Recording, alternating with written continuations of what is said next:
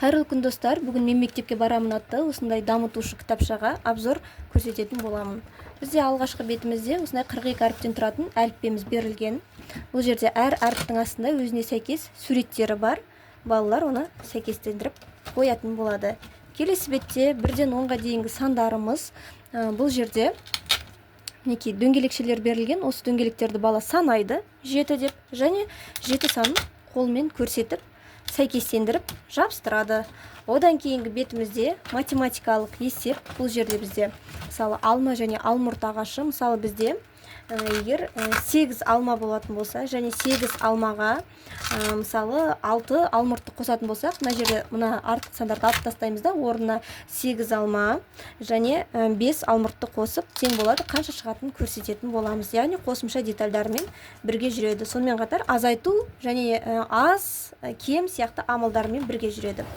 Одан кейінгі бізде оқып жазу беті. Мысалы, мынандай кеменің суреті берілген. Кемені бала сипаттап берсе болады, қандай екенін, түсі қандай, көлемі қандай. Астыңғы жазуды оқиды. Одан кейін әртүрлі әріптермен кеме сөзін құрастырады және жазып өшіретін маркер арқылы осы жерге кемені жазса болады. Сөзін өшіріп тастап, орнына кеме деп жазамыз. Келесі бетте бізде сағатымыз берілген. Тілдері айланады, сағат, минут, секунд барлығы көрсетілген. Мына жерге балаға қосымша есепті жазып беретін боламыз, және бала соны осы тілдері арқылы көрсетеді. Одан кейінгі бізде жыл мезгілдері және әр жыл мезгілінің 3 айларымен, яғни қыстың 3 айы, көктемнің 3 айы деген сияқты соны бала көрсетеді. Одан кейінгі апта күндері және кеше, бүгін және ертең деген мезгілдермен берілген. Балалар соны өздері үйренеді. Одан кейінгісі математикалық фигуралар, параллелограмм, тіктөртбұрыш, алтыбұрыш сияқты.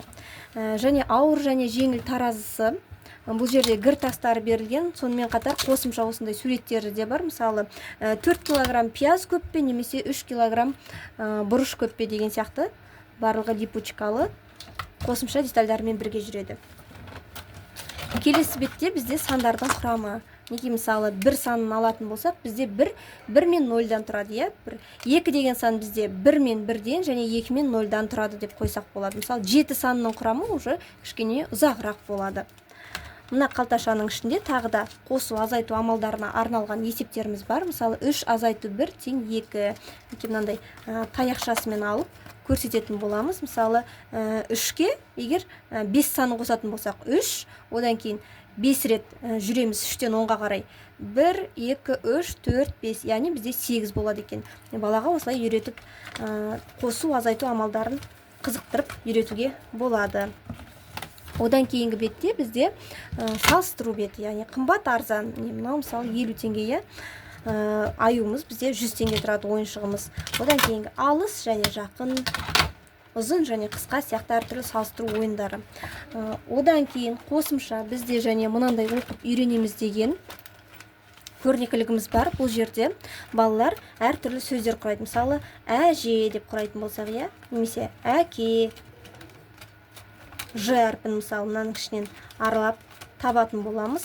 Одан кейін бұл бізде 2, 3 және 4 әріптен тұратын сөздерге арналған. Мына кольцаларымызды алып тастап, мына кольцаларымыздың барлығы ашылады. Алып тастап, бала нақты сандарды емес, әріптерді жақсы меңгеріп алғаннан кейін кольцаларын алып тастап, бұдан да ұзағырақ сөздерді айтқызып үйренсек болады. Мысалы 5 әріптен тұратын сөз, 10 әріптен тұратын сөз.